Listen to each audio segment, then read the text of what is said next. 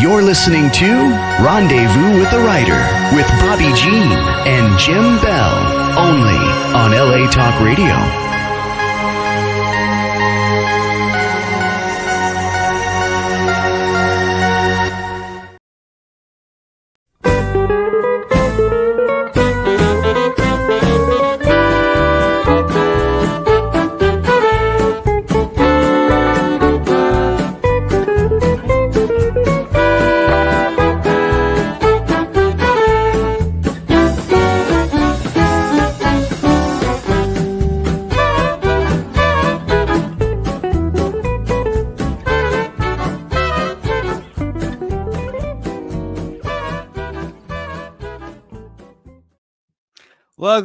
Welcome to Rendezvous with the Writer, where readers and writers meet. And story is everything. We're your hosts tonight, Jim and Bobbi Bell. You've been listening to Hot Texas by the Hot Texas Swing Band. And we are so delighted that you joined us tonight for episode 124. And we have special guest Mark Warren waiting to sign in. Here's Mark. Hello, Mark. Welcome. Hello, Bobbi and Jim. We are so delighted that you're able to join us tonight. Where are you calling in from? I am in the mountains of North Georgia, the southern tip of the Appalachians. And do you have snow? Right now? No. No. But we have. You have had some. Okay. We're in Albuquerque, where spring is beginning to announce itself little by little. Yeah. We are going to be talking about this incredible book of Mark's, A Last Serenade for Billy Bonney, a novel on Billy the Kid. And before we get started, Mark, Jim has a little bio he's going to share. And then we can't wait to get talking to you about this fabulous book. So take it away, Jim. We got a lot of bio here. We got kind of a two-part bio. As a Western historian, Mark has researched frontier history for more than 60 years, presenting at museums and cultural centers around the country. Mark has 18 traditionally published books. He has been honored by Spur Awards, the Historical Novel Society, and the Will Rogers Medallion Awards, and the Georgia Author of the Year Awards. And most recently, his book, A Last Serenade for Billy Bonney, won the 2024 New Mexico-Arizona Book Award. His latest work is a duology on Nate Champion, Nate the Texas Story, and Nate the Wyoming Story. And now a little bio from the past, and maybe the present too. In addition to being an award-winning author, Mark is a U.S. national champion in whitewater canoeing, a winner of the World Championship Longbow Tournament. He is the founder and runs the Mexican Bow Wilderness School in the North Georgia Mountains, where he lives. Welcome, Mark. Well, thank you. Mark, I think we got the name of the wilderness school not quite right. Where is that wilderness school? Well, you put me a little further south than Georgia. It's not Mexican bow, but it's medicine bow. Medicine bow. Tell us a little bit about your background with wilderness and wilderness training. It's fascinating. Well, I was born in love with the forest, and I had the freedom as a child to explore it thanks to a good mother. Yeah. And to me, it was, when I was very young, it was all aesthetic. It was about appreciating what I was seeing and really not knowing what I was seeing. And as I got older, I developed a great thirst to learn about it all. So I finished in college with a completely different idea, heading toward going to medical school. I graduated in pre-med, but I had already begun my kind of private education on nature at that time. And that turned out to be the biggest study time of my life, learning about nature. So now I teach people about survival skills of the Cherokee and all kinds of classes about nature. Mm-hmm. You wrote a book that I think I would really enjoy, 2 Winters in a Teepee. You must have spent, that must have been based on personal experience, I'm guessing. Yeah, that is nonfiction. That was about 2 years that I lived, you know, s- straight through in a teepee in the forest. And even though the teepee really doesn't belong in this part of the country, it's a wonderful home that can be used anywhere.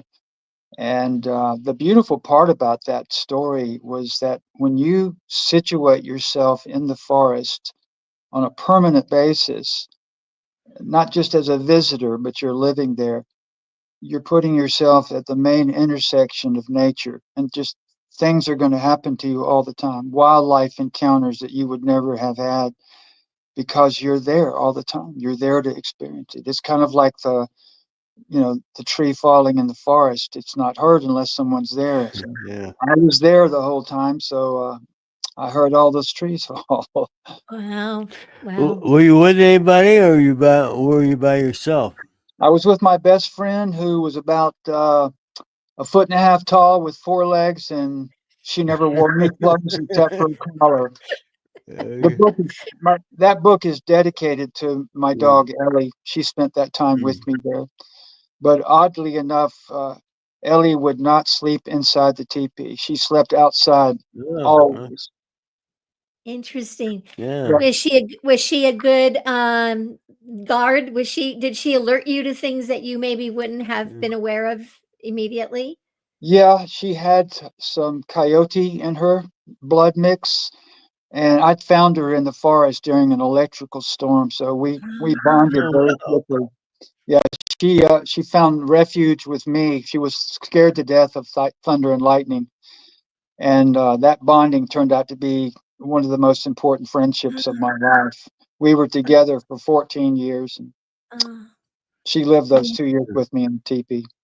yeah. Wow. Well, I'm so glad we asked about this. That's so It's interesting. true. Thank you for I was sharing. I was kind of curious about the longbow. Longbow. Yeah. Well, I've been in love with bow and arrow for a long time, Yeah. and the longbow appeals to me in a romantic way. Uh, Mhm. I've always been interested in the history of archery and the development of the longbow in England, and I just love all that. So I Mhm. got so involved in that I was shooting, as a passion really, and then I found out how much fun the tournaments were. Because Okay. it's not just shooting at a target. You're walking through the woods and coming to a station where there is a foam animal target. So Oh, it's built on the theme of hunting, but of course nothing's hurt during this, and uh, I enjoyed the competition quite a bit. I went to the World Championships, I think about 9 times, and I always placed in the top 6 or 7. And then one year was my year. wow. It could have been any number of people any year, but I had my year. Oh my That's goodness. great. Now, were these contests all held in the States or they're Yeah, worldwide? world around the world. This was the World Championships, but Okay. it happened to be stationed close to me because America's most famous archer was a man named Howard Hill, and he was a stuntman that you have no doubt seen in some of the old movies with Robin Mm. Hood. He was a phenomenal archer, and he was from Alabama. So the Oh, World Okay. Championships were held in Alabama. Okay. oh, that's fascinating. That's It fascinating. is. Well, segueing over to canoeing. Uh, the same time? Did you compete at the same time or? Yep. The Okay. I won that position in canoeing the year after or the year before I had won the archery tournament. But canoeing was another love of my life, and I feel like archery and canoeing were just waiting for me to pay Uh, attention to them and get to know them. And mhm. when I did embrace both of them, I found my sports most definitely. And this is after a lifetime of athletics. I found Wow. my real sports when I was in my 30s and 40s. Well, So when did you start writing, Mark, or were you yeah. writing throughout all of this time? Yeah, Like, I started writing very young. I was probably 8 years old.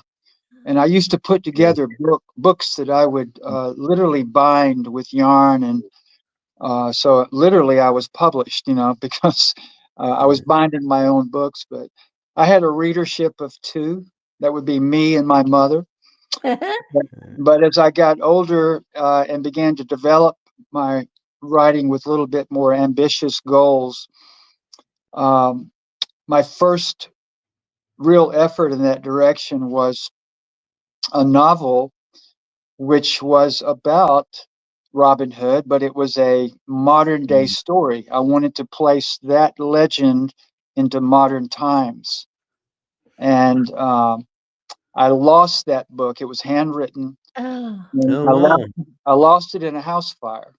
oh, And Oh, I didn't have a copy of it. So it was a devastating loss to me. But I talked to a friend of mine who lived in New York. This is a girl who was a summer camper of mine, and she became, believe it or not, the personal assistant for David Letterman. oh So, my goodness. okay. so she had a lot of contacts in New York, and she was always reading my material and my manuscripts. And she finally said to me, Mm. "What you've got to do is write a memoir, because that's what's selling right now." And to me, that didn't make any sense. Who would read a memoir about somebody they'd never heard of? But Mm. she convinced me to do it, so I decided to write about those 2 years that I lived in the teepee. And Oh, that book is enjoying a really nice comeback right now. It was my first published work in 2012, but now it's enjoying a second wind. Um, and I'm not sure why. Maybe the other books are leading people to that, Mm. but I'm real proud that that book is doing as well as it is. wow. That's That's great. so interesting. We're going to step away for just a moment. Just stay right where you are, Mark. We're going to hear a little spot from our sponsors, Blue Cottage and Blue Cottage Agency and Clicks by Madison. And if you're an author, you can find out what they can do for you. And here's that message. And we'll be right back with more with Mark Warren.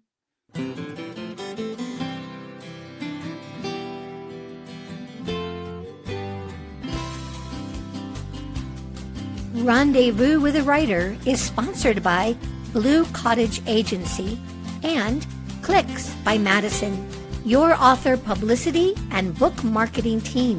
Experienced, trusted, effective. Contact them today at bluecottageagency.com. Welcome back to Rendezvous with a Writer. We're talking with Mike Warren. We've just been talking about his fascinating background, but we got to get into the book. Oh, yeah. My Last Serenade for Billy Bonney. A novel on Billy the Kid. Mark, this Yeah. is, to our listeners, this is such an amazing book. Whether you think you know about Billy the Kid, I'll tell you, you don't until you read this book. This book, the prose in this book is lyrical and it's painterly. And there are times when I would read a passage and just close my eyes and imagine what I just read and went back to read it again. Your writing in this book is absolutely astonishing. And you've taken a subject that many of us think we know about, and you have blown it open, and you have taken us into a time and the world of Billy the Kid, in such a just an amazing way. And so, congratulations! It's a fabulous book.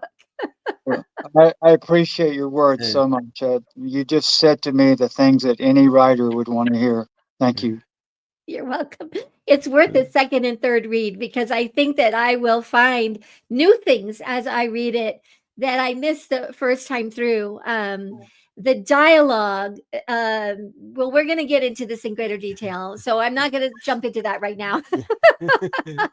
Why don't you tell us a little bit about the book and what inspired you to address this look at Billy the Kid?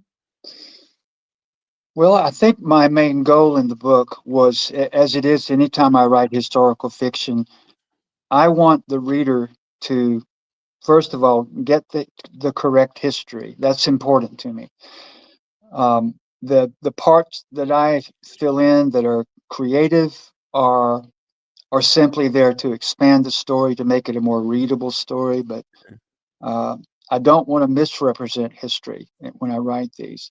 But my main goal is to try to impart to a reader what my protagonist was really like. Not the myths that you Yeah. hear of, but the real person. And so that's my first challenge, is to get into that person's head and understand them.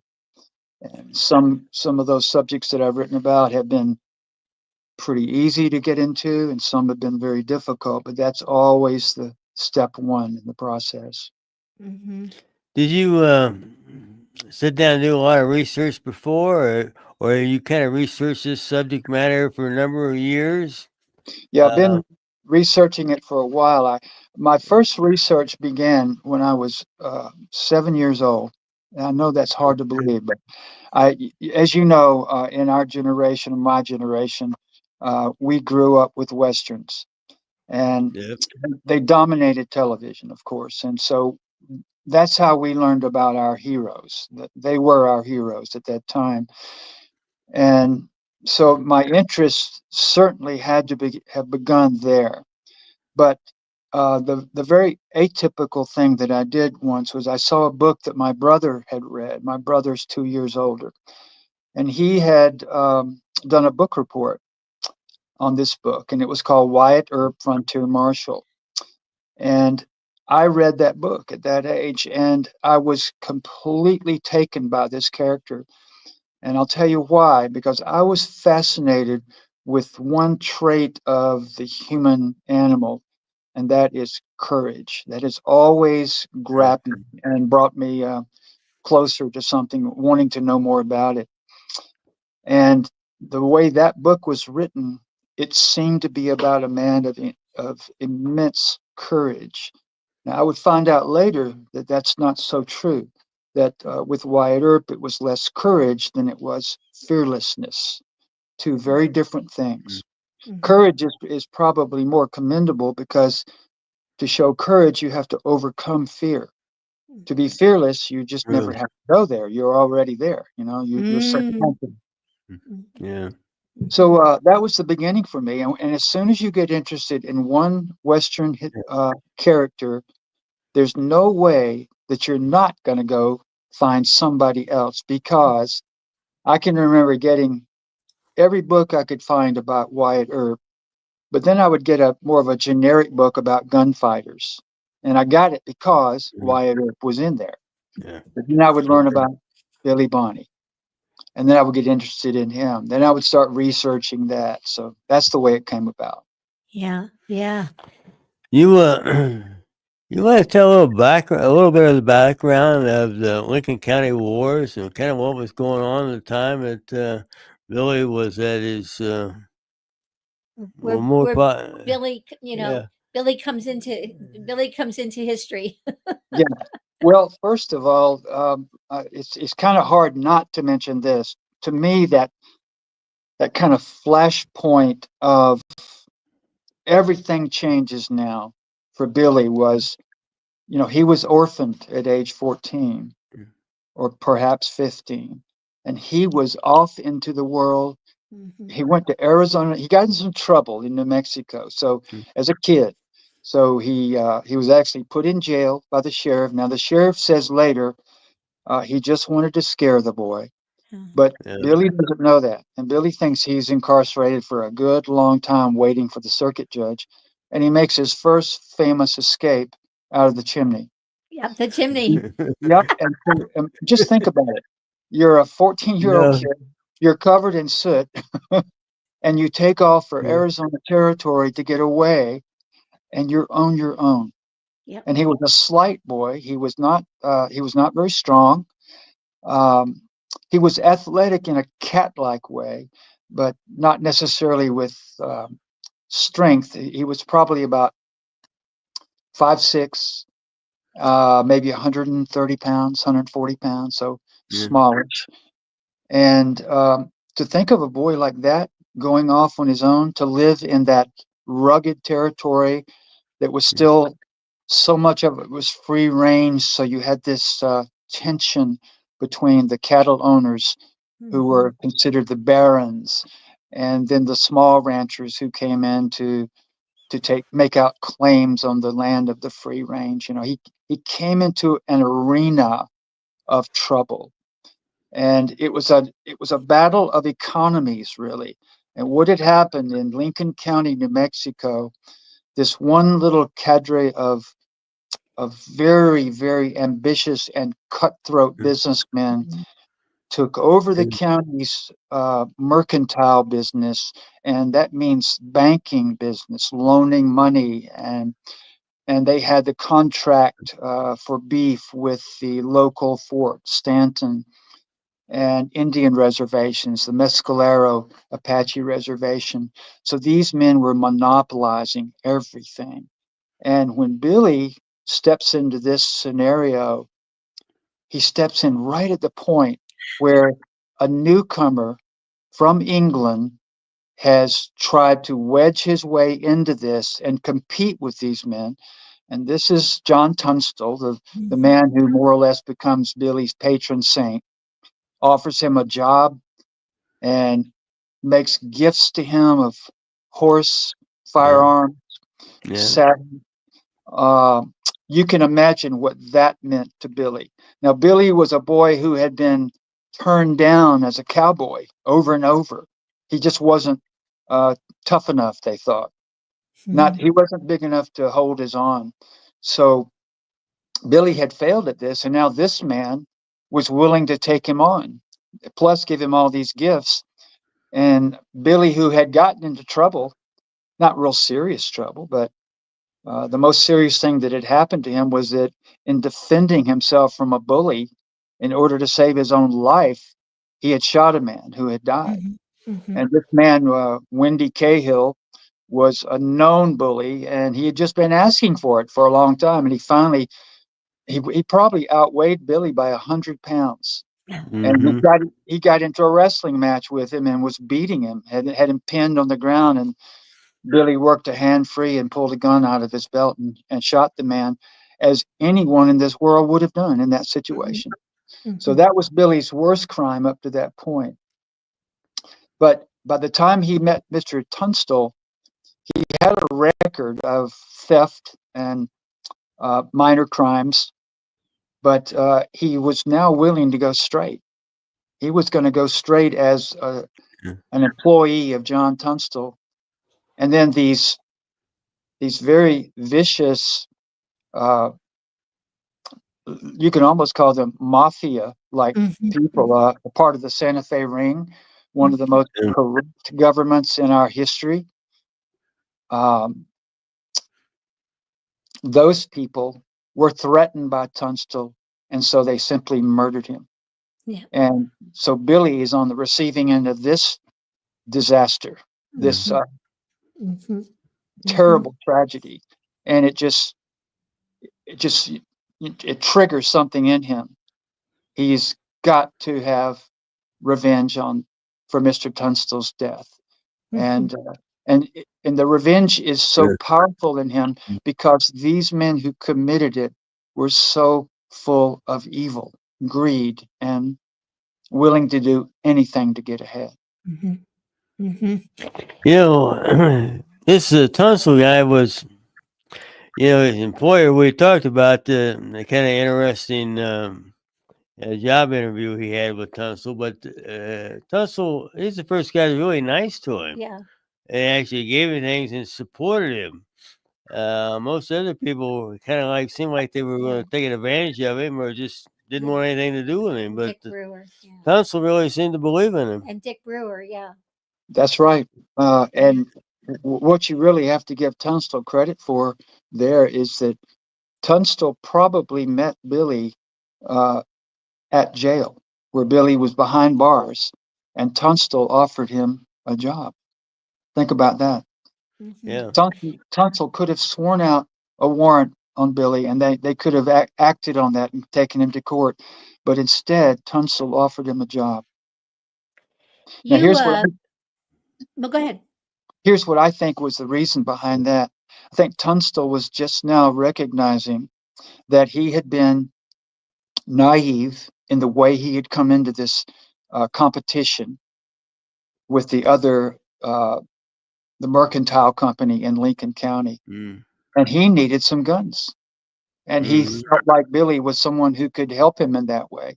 Maybe that's why he gave him these guns as a gift, you know. But Mhm, Tunstall was correct. Yeah. He did need that kind of Yeah. help because mhm, naivety Yeah. was exactly what he was experiencing there. mhm. You Yeah. capture Billy in such a remarkable way.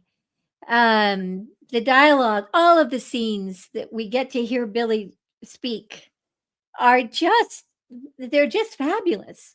This young kid, he has such a wit and he has such an optimism and Mhm. he has what's that phrase he uses presto changio very he looks in with the life that he's had up till like you're sharing and finds himself in this situation. He's just you can't put him down. He's just constantly he's sort of magical and he's making fun and he's there's a twinkle in his eye and even when he's being threatened, he's knows how to stand up to a bully and he's like you're not, you're not going to get me. He's just how did you the writer, Mark, how did you capture Billy's soul so beautifully for us to enjoy? Well, first I have to say this. You have been charmed by Billy the Kid. Yes, I have. That's what I wanted to get across because Yeah. that's exactly the way he worked. It wasn't a superficial or it wasn't hypocritical of him to be that way. That was his way. And he was especially uh, appreciated by young Yeah. girls because they loved that charm of his. And he was very polite. His mother had brought him up so well with Mhm, manners. And so that charm showed up in many situations and won him friends. And um, the biggest segment of society that I would say was won over by him was the Hispanic people. They absolutely adored him. Good. And a couple of reasons. One is Billy spoke Spanish as fluently as any Mexican, and they were very impressed with that. He was a good dancer, and you know how the Mexicans love their dances, yeah, and he loved to sing. Used to sing with his mother. I don't think Billy had any experience on a musical instrument, but he did love to sing. mhm, His favorite mhm. song was "Silver Threads Among the Silver Gold." around the girl. Mhm. Yeah. Yeah, Oh. yeah. Did you know that? Well, I read the book. You know that. It's mentioned a couple of times in the book. um, Mark, we're going to take another very short break, and when we come back, would you like to read something for us? Sure, I can do that. Okay. So we'll do that. We're going to take the break. We'll come back. We'll say hello to you again, and then we're going to have you read that passage. So here's Yeah. another word from another one of our sponsors, our own online business, outwestshop.com. Take a listen to this, and when we come back, Mark is going to serenade us with a passage from the book. Don't go away. Here at the Out West Shop, we're passionate about the American West, the truth and the myth. We're purveyors of fine Western goods. We scout for unique and distinctive apparel, accessories, home decor, and general merchandise that are a reflection of the Western lifestyle. We hunt for unique artisans and craftsmen who are inspired to create decorative art you can wear based on their own love for the story of the West. We round it up and bring it to you. Check out OutWestShop.com when you need anything Western. Welcome back. Welcome back to Rendezvous with the Writer. We're talking about with Mark Warren and with his book here, it's The Last Serenade for Billy Bonnie. And And Mark, I think Mark's agreed to read something. take it away, Mark. Okay, let me set this up for you a little bit. Billy is in jail with several other of his cronies, and The law officers have allowed some reporters to enter the cell block to interview him because he's getting a little bit of a reputation now. Now, in that cell block happens to be one of the lead deputies whose name is Barney Mason. And Barney Mason does not like Billy Bonney. Does not find him amusing at all. So Billy is well aware of that, and he's telling this story to the reporters, and he's telling it about something that happens to Barney Mason and to Billy himself. And just to set this up a little bit more, uh, this is a tall tale Billy's telling, but in the story, he has fallen into some abandoned mine shaft out on the prairie, and he's just stuck down there. All right, so here we go. So there I am, Bonnie says, crouching and spreading his hands with the flair of a seasoned raconteur. About 100 feet down in the dark, looking up at a patch of blue sky that seems about the size of a dinner plate. He pauses to show his audience a solemn expression, and he holds a half-completed shrug, as if his muscles have locked up. I figure I'm a goner. The stone walls are wet and slick as bear grease. No way I can climb out of there. But how do you survive the fall, Billy? Someone asks. Bonnie stares down at the floor for a time. Spider webs, he says at last. Must have been thousands of them. When there's that many, you'd be surprised at what they're capable of. A murmur of laughter ripples through the crowd. But what'd you do? A man asks. Well, I was damn lucky, Bonnie goes on. Old Barney Mason there come along. He points to the heavily armed deputy leaning against the wall to my right, and all heads turn to him. Yes, sir, Barney was my salvation, even though it took 2 tries to get it right. The stoic guard ignores Bonnie. Under the scrutiny of everyone in the room, he pulls a twist of tobacco from his pocket, bites off a chaw, and works on it with his jaws knotting. Bonnie cups a hand beside his mouth and calls up to the ceiling of his cell. Is that Barney Mason up there? He calls out, now reliving the story like a stage actor.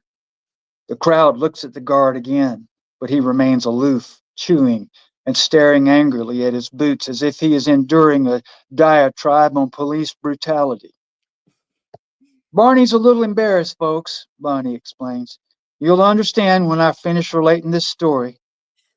Raising his head, the deputy fixes the prisoner with a loathsome glare. What about it, deputy? One of the reporters asked. Is there any truth to this tale, or are we being hornswoggled? Saying nothing, Mason stares at the man and chews in a steady rhythm.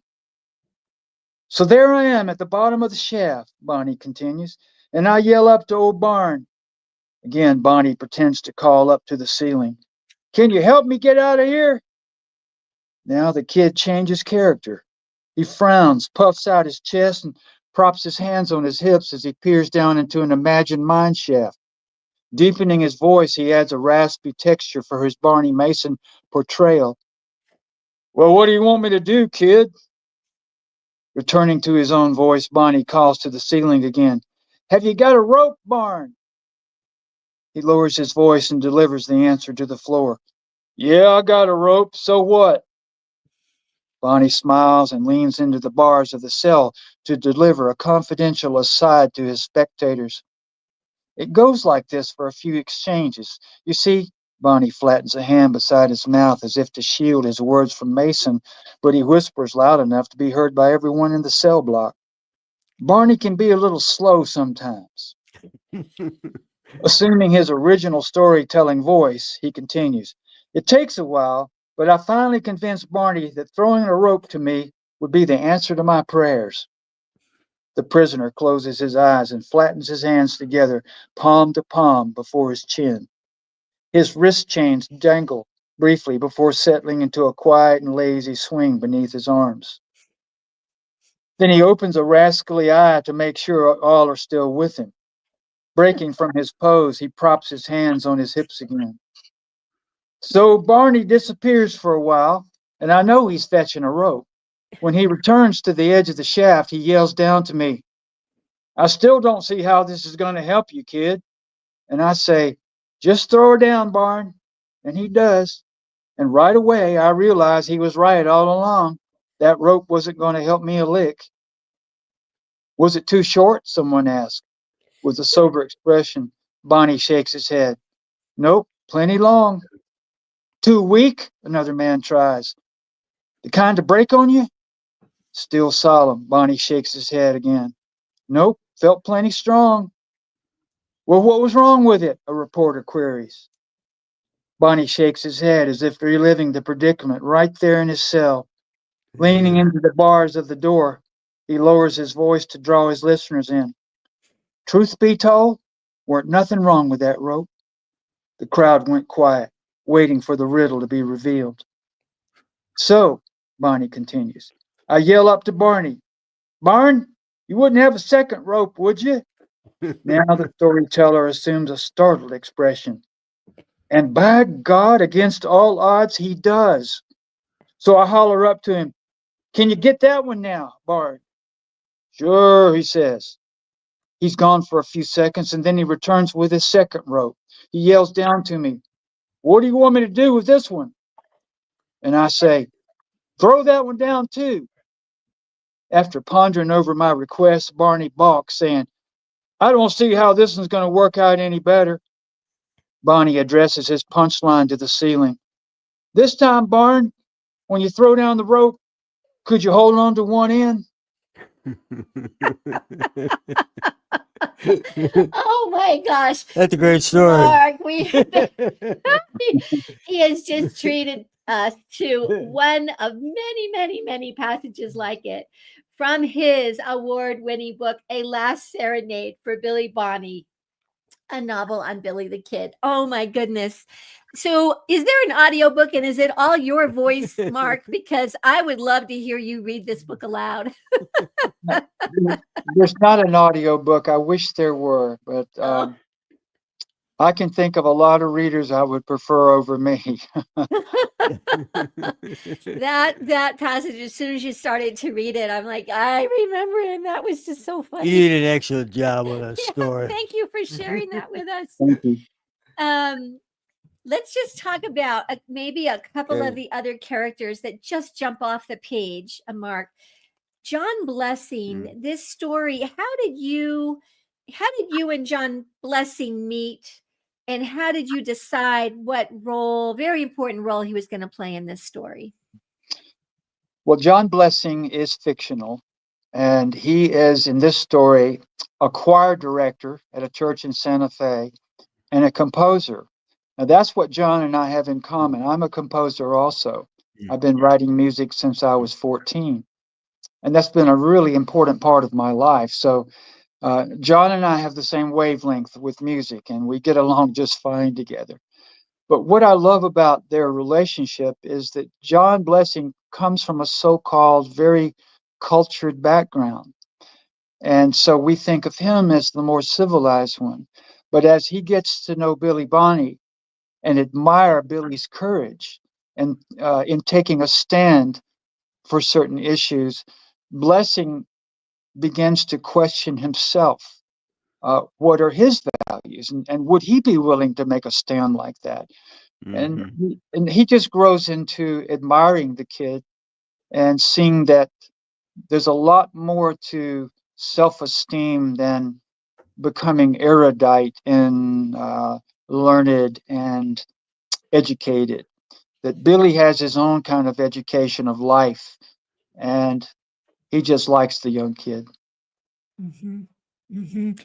And it is, for the reader, again, so interesting. We start with John, and you weave John into the story as he's interviewing people that knew Billy and rode with Billy and have their stories about Billy. And then he's with Billy on nearly the last day. We don't want to do a lot of spoiler alerts to the book. Um, but then your epilogue, Mark, which carries John's story forward a bit. I just thought your epilogue tied the whole story together in such an unexpected kind of way. Good. Um, and so we won't say anything about it because we want you to read the book so you will also be awed by the epilogue. Do you want to ask about his teacher? Yeah, Yeah. that'd be the one next question. Character I like to talk about just briefly is Mary Richards, his teacher. I guess when he was about 14, right? Yeah, Mary Richards was from England, and she had a very strong English accent. And I believe that this is one of the reasons that Billy was drawn to John Tunstall. Uh, those may, Ah.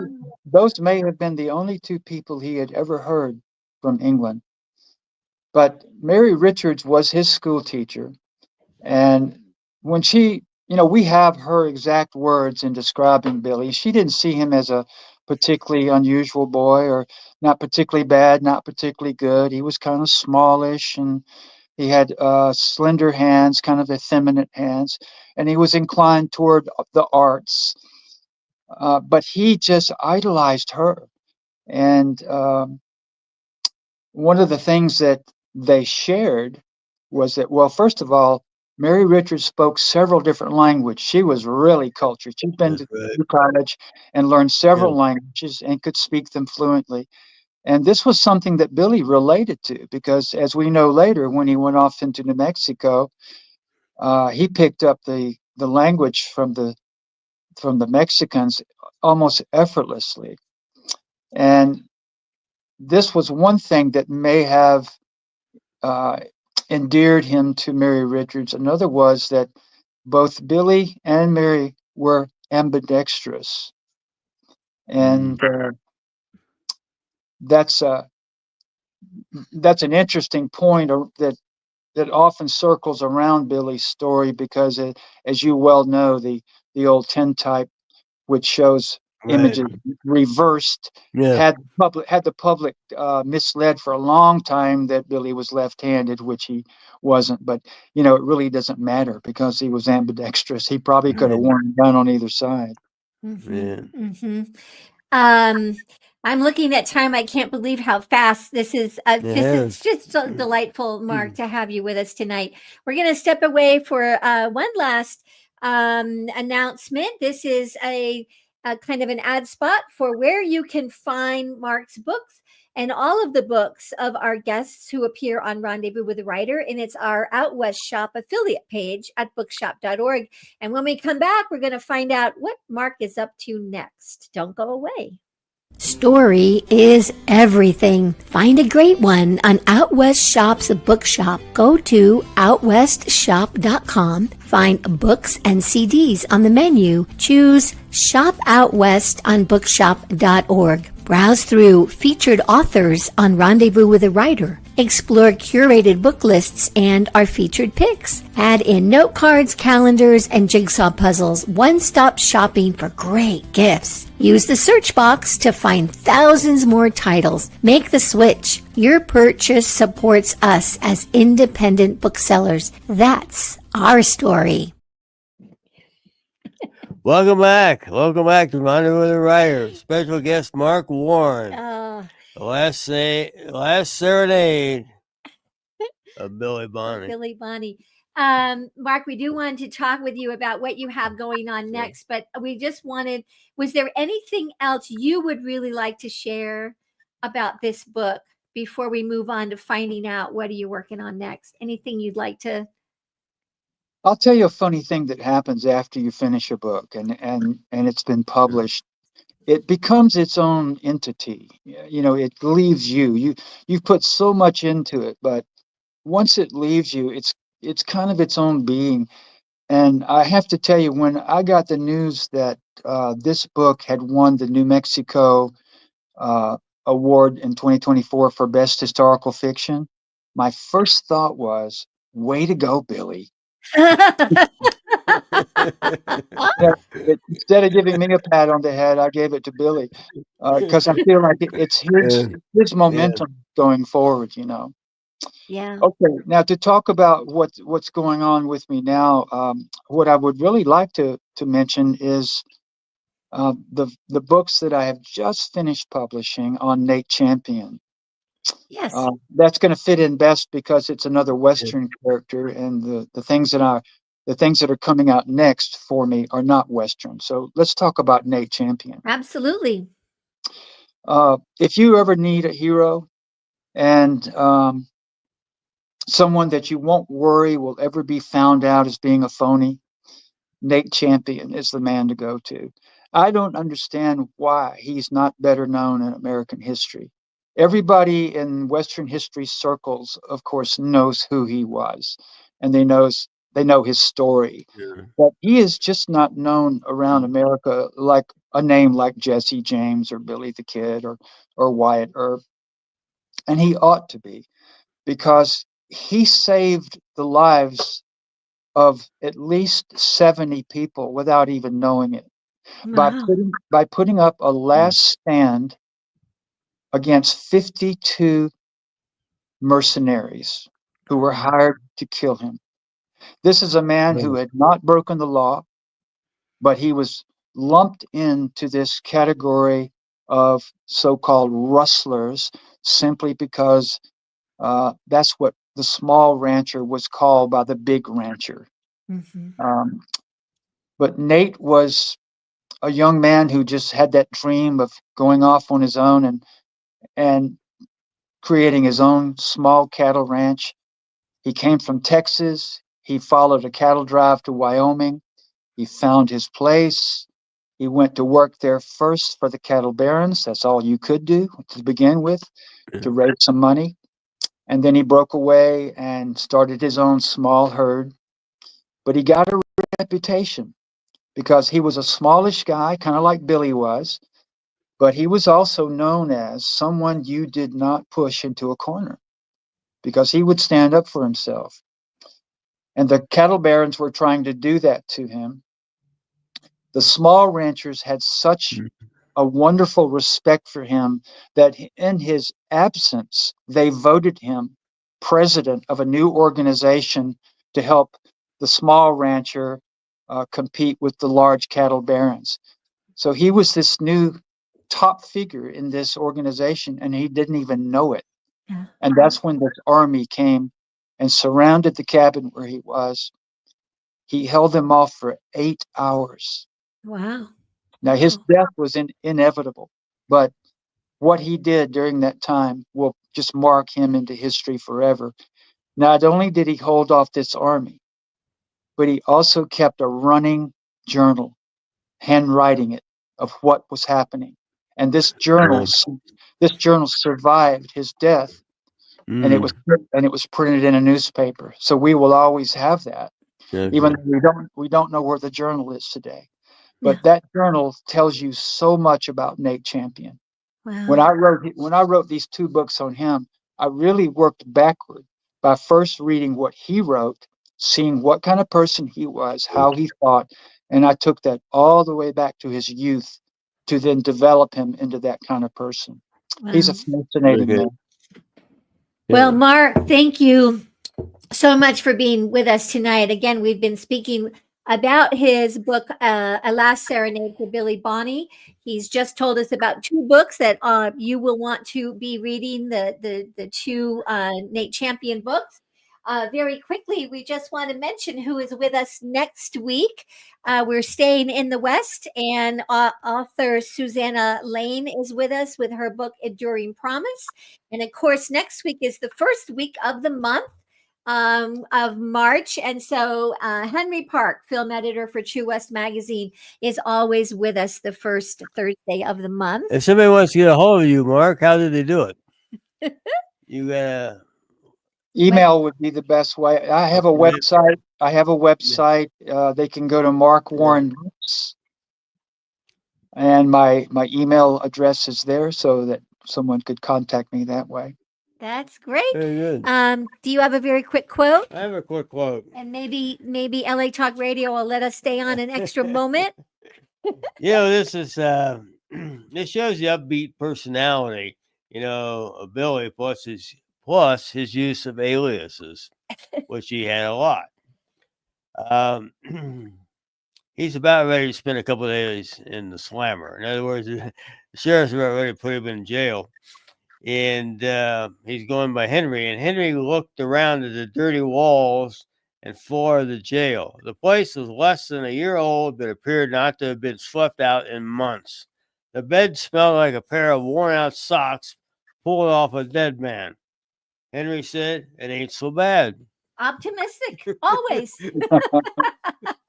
Thank you, Mark, and thank you, everybody, for being with us. Look for episode 124, where Thank you you, bud. stream your podcast.